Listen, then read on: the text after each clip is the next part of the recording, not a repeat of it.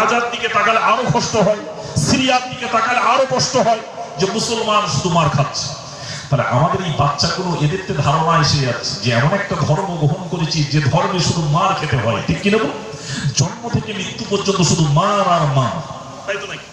কিন্তু প্রকৃত রূপে কি আমরা চিন্তা করেছি যে প্রকৃত রূপে কি মুসলমান মার খাচ্ছে?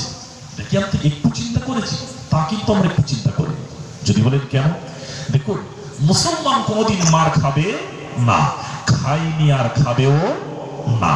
তবে বলবেন এরা কারা মার খাচ্ছে? আব্দুল সালাম মার খাচ্ছে, আব্দুল জব্বার মার খাচ্ছে, আব্দুল রহিম মার খাচ্ছে, আপনার মুসলমান তো সব মার খাচ্ছে, এরা তো মুসলমান। হ্যাঁ, এরা কেমন মুসলমান?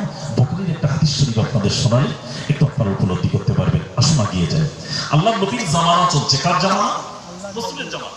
আপনারা আলোচনা করলে আমার যদি অসুবিধা হয় আপনাদের আমাকে বলবেন, আমি আপনাদের ভাই, ছেলে ভাবুন। আমি আপনাদের সঙ্গে অন্য নামি দামি আমি বক্তা নয় ভাই, আমি আপনাদের সঙ্গে কথাবার্তা বলতে এসেছি। আপনাদের থেকে আমি কিছু শিখবো, আপনারা আমার থেকেও কিছু শিখবেন। কার জামানা চলছে? আল্লাহ নবীর জামানা চলছে। এক ইহুদি আর এক মুসলমানের একটা তরবারি নিয়ে দ্বন্দ্ব হচ্ছে।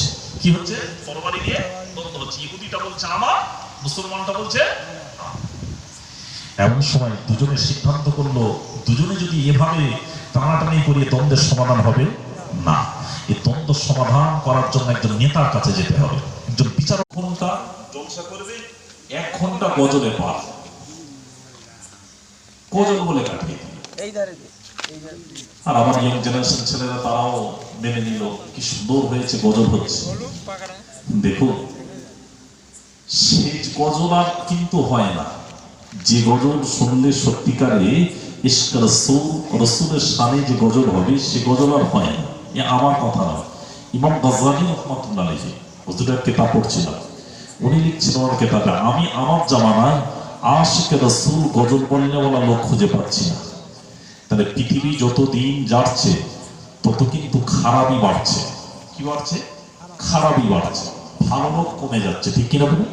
যদি বলেন হাফেজ বাড়ছে, আলিম বাড়ছে, মাদ্রাসা বাড়ছে, মসজিদ বাড়ছে, সব বাড়ছে, কিন্তু আল্লাহর গজবও বাড়ছে।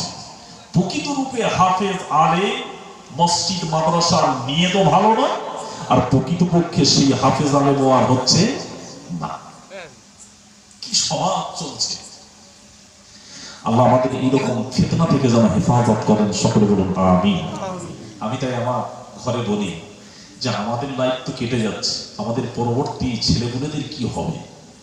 ঠিক কিরকম? আরো যত দিন যাচ্ছে এদের ইমান রাখবে কি করে? আমাদের তো নাই, কোনো রকম কেটে যাচ্ছে, কিন্তু আরো যত দিন যাচ্ছে আরো খারাপ দিকে আসছে। অতএব